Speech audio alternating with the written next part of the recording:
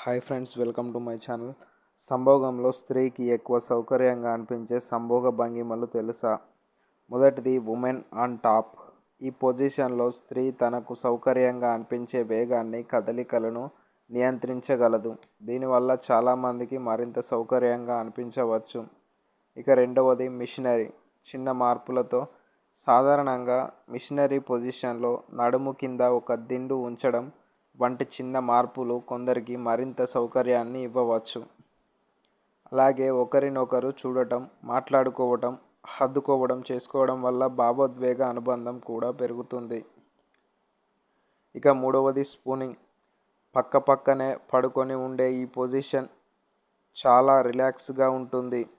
ముఖ్యంగా అలసట ఉన్నప్పుడు లేదా నెమ్మదిగా సౌకర్యంగా ఉండాలనుకునే జంటలకు ఇది అనుకూలంగా అనిపించవచ్చు.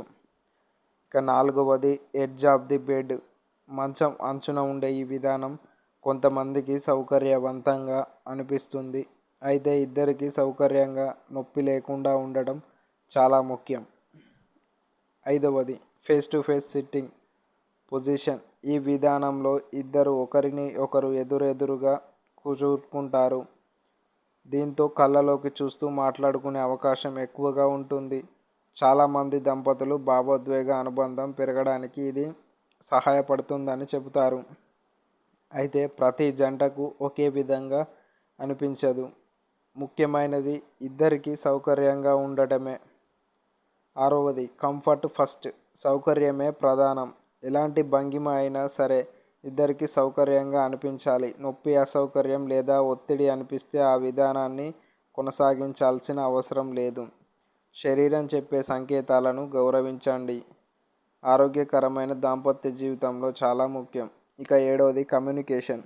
మాట్లాడుకోవడం ఎందుకు అవసరం? చాలామంది జంటలు తమకు ఏమి నచ్చుతుంది చెప్పడానికి సంకోచిస్తారు. కానీ పరస్పరం మాట్లాడుకోవడం వల్ల ఒకరి ఇష్టాలు, అసౌకర్యాలు మరొకరికి అర్థమవుతాయి. ఈ చిన్న అలవాటు సంబంధాన్ని మరింత బలపరుస్తుంది. ఎనిమిదవది ఫోర్ప్లే యొక్క ప్రాముఖ్యత. చాలా పరిశోధనలు చూపినట్లుగా చాలామంది మహిళలకు ప్రేమతో కూడిన ఆలింగనం, ఆప్యాయమైన స్పర్శ, భావోద్వేగ అనుబంధం వంటి ఫోర్ప్లే అంశాలు సౌకర్యవంతమైన అనుభవానికి ముఖ్యమైనవి. కాబట్టి తొందరపడకుండా సమయం తీసుకోవడం మంచిది. తొమ్మిదవది ప్రతి మహిళ ఒకేలా ఉండదు. ఒకరికి సౌకర్యంగా అనిపించినది మరొకరికి అలాగే అనిపించకపోవచ్చు. అందుకే సోషల్ మీడియాలో చూసిన ప్రతి సలహా అందరికీ వర్తిస్తుందని అనుకోవడం సరైంది కాదు. పదవది సంతృప్తి అంటే ఏమిటి? సంతృప్తి అంటే కేవలం శారీరక అనుభూతి మాత్రమే కాదు. భద్రత, ప్రేమ, గౌరవం, నమ్మకం, భావోద్వేగ అనుబంధం కూడా దాంపత్య జీవితంలో ముఖ్యమైన పాత్ర పోషిస్తాయి. ఇక 11వది భావోద్వేగ అనుబంధం కూడా చాలా ముఖ్యం.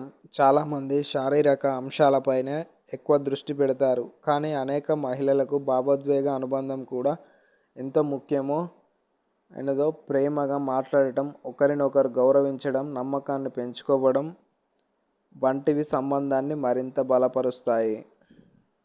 12వది తొందరపడకండి. మంచి అనుభవం కోసం వేగం కంటే సమయం ముఖ్యమైనది. ఇద్దరు రిలాక్స్గా ఉండి ఒకరి భావాలను మరొకరు అర్థం చేసుకుంటూ ముందుకు వెళ్ళడం వల్ల అనుభవం మరింత సౌకర్యంగా ఉంటుంది. ప్రతి శరీరం భిన్నమే. ప్రతి మహిళ శరీరం నిర్మాణం, సున్నితత్వం, అభిరుచులు వేరువేరుగా ఉంటాయి.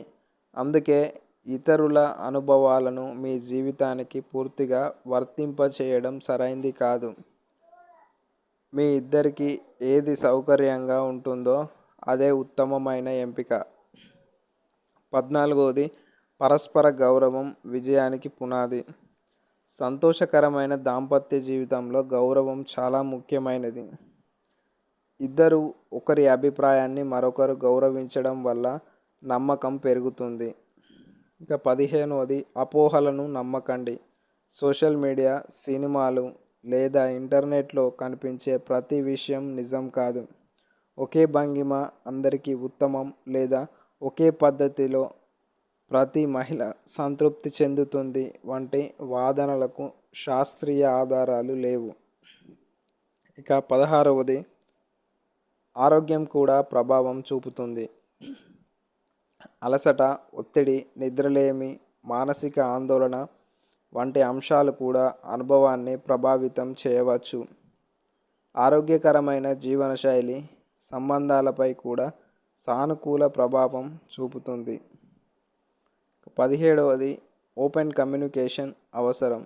మీకు నచ్చిన విషయాలు, అసౌకర్యంగా అనిపించే విషయాలు ఒకరితో ఒకరు ప్రశాంతంగా మాట్లాడుకోవడం చాలా అవసరం. ఇది అపార్థాలను తగ్గించి పరస్పర అవగాహనను పెంచుతుంది.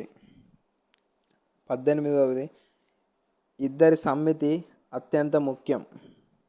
ఏ సందర్భంలోనైనా ఇద్దరి స్పష్టమైన సమ్మితి ఉండాలి. సమ్మితి లేకుండా ఏ సంబంధము ఆరోగ్యకరమైనది కాదు. పరస్పర గౌరవం మరియు సమ్మితి ఎల్లప్పుడూ మొదటి ప్రాధాన్యతగా ఉండాలి. ఇక 19వది సంతృప్తికి ఒక్క రహస్యం లేదు. సంతృప్తి అనేది ఒకే అంశంపై ఆధారపడదు. ప్రేమ, నమ్మకం, సంభాషణ, భావోద్వేగ అనుబంధం, సౌకర్యం, పరస్పర అవగాహన ఈ అన్ని అంశాలు కలిపి మంచి దాంపత్య అనుభవాన్ని రూపొందిస్తాయి. ఇక 21వది పరస్పర నమ్మకం సంబంధాన్ని బలపరుస్తుంది. ఏ దాంపత్య జీవితంలోనైనా నమ్మకం చాలా విలువైనది. ఒకరితో ఒకరు స్వేచ్ఛగా మాట్లాడుకునే వాతావరణం అంటే అపార్థాలు తగ్గుతాయి. నమ్మకం పెరిగే కొద్దీ ఇద్దరు మరింత రిలాక్స్గా ఉంటారు. ఇక 22వది ఒత్తిడి ప్రభావాన్ని గుర్తించండి. రోజువారీ పని, కుటుంబ బాధ్యతలు, ఆర్థిక సమస్యలు లేదా మానసిక ఒత్తిడి కారణంగా సంబంధాలపై ప్రభావం పడవచ్చు. అలాంటి సమయంలో ఒకరినొకరు అర్థం చేసుకోవడం, విశ్రాంతి తీసుకోవడం ఎంతో ఉపయోగకరం. ఇక 23వది ఆరోగ్యకరమైన జీవనశైలి. సమతుల్య ఆహారం, తగినంత నిద్ర, క్రమం తప్పకుండా వ్యాయామం చేయడం వల్ల మొత్తం ఆరోగ్యం మెరుగుపడుతుంది. ఆరోగ్యంగా ఉన్నప్పుడు దాంపత్య జీవితం కూడా మరింత సౌకర్యంగా ఉండే అవకాశం ఉంటుంది. ఇక 24వది పోలికలు వద్దు. సినిమాలు, వెబ్ సిరీస్లు లేదా సోషల్ మీడియాలో కనిపించే విషయాలను నిజ జీవితంలో పోల్చకండి. వాస్తవ జీవితంలో ప్రతి జంటకు వారి సొంత అనుభవం ఉంటుంది. 25వది ఓర్పు చాలా అవసరం. సంతోషకరమైన సంబంధం ఒక్క రోజులో ఏర్పడదు. ఒకరినొకరు అర్థం చేసుకోవడానికి సమయం ఇవ్వాలి. ఓర్పు ఉంటే అనుబంధం మరింత బలపడుతుంది. ఇక 26వది ఒకరిని మరొకరు ప్రశంసించండి. చిన్న చిన్న ప్రశంసలు కూడా సంబంధాన్ని మెరుగుపరుస్తాయి. ప్రేమగా మాట్లాడటం, కృతజ్ఞత చెప్పడం, ఒకరిని ఒకరు అభినందించడం అనుబంధాన్ని బలపరుస్తాయి. చివరి సందేశం: ఈ వీడియో ద్వారా గుర్తుంచుకోవాల్సిన విషయం ఒక్కటే. అందరికీ సరిపోయే ఒకే పద్ధతి ఉండదు. ప్రతి జంట ప్రత్యేకమైనది. కాబట్టి పరస్పర గౌరవం, సమ్మతి, మంచి సంభాషణ, సౌకర్యం, ప్రేమ ఇవే ఆరోగ్యకరమైన మరియు ఆనందకరమైన దాంపత్య జీవితానికి అసలైన రహస్యాలు.